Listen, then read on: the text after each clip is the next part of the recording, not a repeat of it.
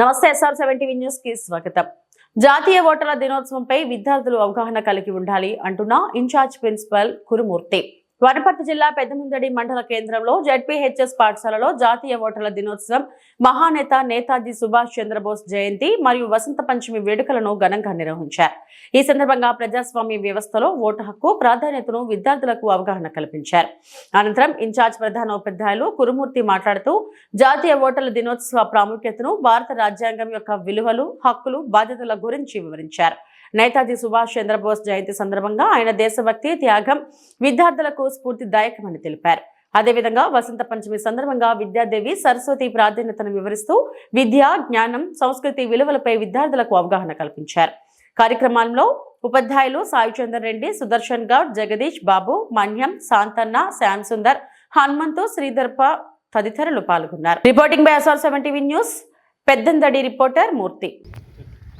మన ప్రఖ్యాత జాతీయ ఉద్యమ నాయకుడు సుభాష్ చంద్రబోస్ యొక్క జయంతి సందర్భంగా ఇతను ఒడిస్సా రాష్ట్రంలోని కటక్లో 1897 జనవరి 23న జన్మించడం జరిగింది. ఈరోజు కూడా జనవరి 23 కాబట్టి అతని జయంతి సందర్భంగా ఒకసారి అతని గురించి మనం నెమరేసుకుంటున్నాం. ఇతడు భారతదేశానికి స్వాతంత్రం తీసుకురావడానికి ప్రయత్నించినటువంటి మొట్టమొదటి ఉద్యమ నాయకుడు. అదేవిధంగా ఇతడు మనం ఇప్పుడు మన దేశంలో పనిచేస్తున్నటువంటి నేవీ తెలుసు కదా, రక్షక దళం, నేషనల్ ఇండియన్ ఆర్మీని ఇండియన్ నేషనల్ ఆర్మీని స్థాపించడానికి ప్రధాన కారకుడు INA ఇండియన్ నేషనల్ ఆర్మీని ఏర్పాటు చేయడం జరిగింది. సో ఇతని యొక్క బిరుదు వచ్చేసి నేతాజీ. ఇతడు స్థాపించినటువంటి భారత స్వాతంత్రోద్యమంలో స్థాపించినటువంటి పార్టీ భారత జాతీయ ఫార్వర్డ్ బ్లాక్. సో ఇది ఓకే.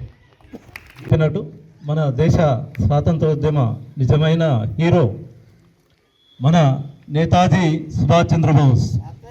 ఆయన చేసిన త్యాగం ఇంకెవరూ చేయలేరు.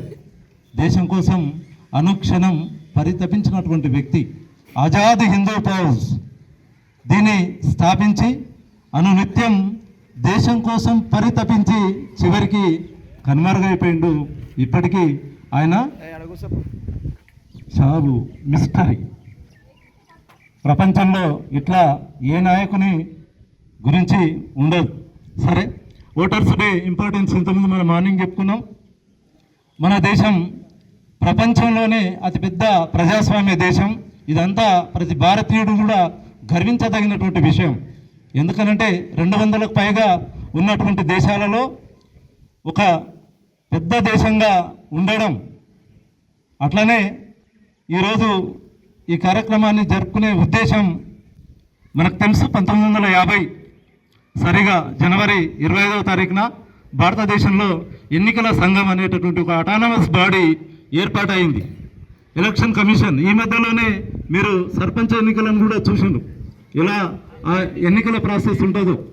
మరి ఇంత పెద్ద దేశంలో చిన్న ఎలక్షన్ల నుంచి రాష్ట్రపతి ఎలక్షన్ల వరకు కూడా ఎన్నికల సంఘం ఎక్కడ ఎలాంటి పొరపాట్లకు తావు లేకుండా జరుపుతూ ఉంది అని అంటే అది మరి ఎంత గొప్పగా పనిచేస్తుందో.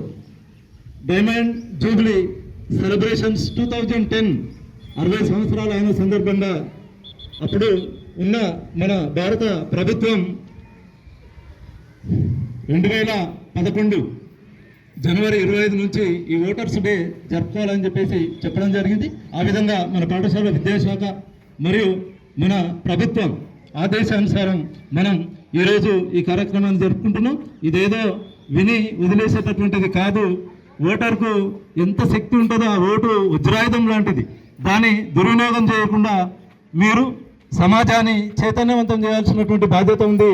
మీ కుటుంబం నుంచి, మీ తల్లిదండ్రుల నుంచి, మీ చుట్టుపక్కల ఉండేటటువంటి ఇండ్లు, ఇంటి పక్కల ఉన్నటువంటి వాళ్ళందరినీ చైతన్యపరచాలి. ముఖ్యంగా భావి భారత ఓటర్లు అయినటువంటి 10th క్లాస్ విద్యార్థులు, మీకు సిలబస్లో కంప్లీట్ ఒక లెసన్ ఉంది దీని గురించి. అదేదో ఎగ్జామ్ కొరకు పెట్టినటువంటిది కాదు.